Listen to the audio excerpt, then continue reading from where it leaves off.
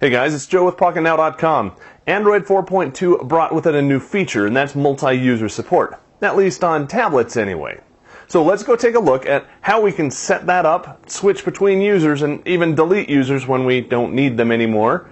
And we'll talk about a couple things that you probably want to keep in mind before you get too excited about multi-user.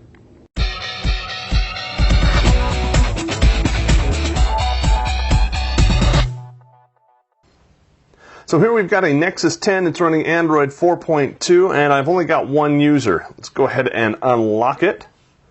From here, we're going to go into Settings, and you'll notice I've got my own avatar up here. This is me. This is the current user. If we open that up, you'll see information about me. Let's add a new user. Go over to Settings, and we're going to come down to Users. This is me. My name, my nickname, owner info, whatnot, and other users. Notice there are none, at least not currently. So let's add one. Some information for us. We'll say OK. Now, it's asking us if we want to set up the user, and we have to make sure that we have enough available space on the tablet so that they can have all of their stuff. So that's the first caveat. The first thing you need to know is every user that you add is going to take up extra space on the device, and it's not going to be available to you until you delete that user. So keep that in mind. If you've got a limited storage capacity device, an 8 or 16 gig tablet, you'll need to be a little more careful than if you have a 32.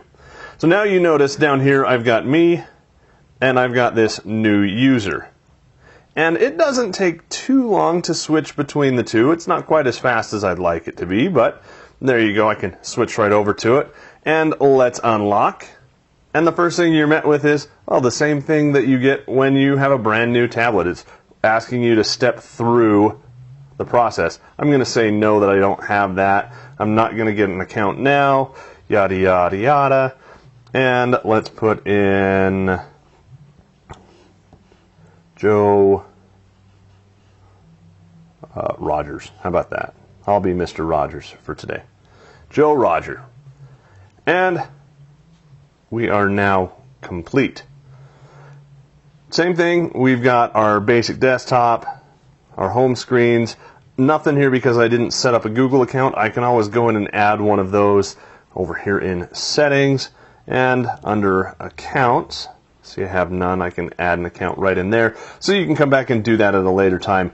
Once you've done that, hey, it's great. You've got your own nice little user space. So if you're a parent and you have a kid, here you go. Now you can give them your tablet and they can mess up their own thing. And short of doing physical damage, they're not going to mess up your save games or reply to emails that you don't want them to, or all that kind of fun stuff.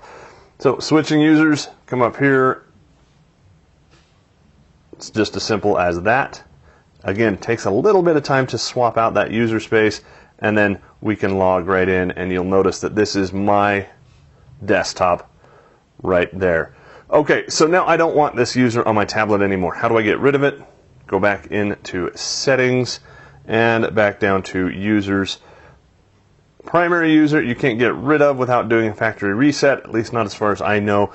Other users, hit that little delete. Are you sure? Yep, let's delete it, and gone. Just as easy as that. One other thing that you want to keep in mind, and that has to do with custom ROMs and flashing images.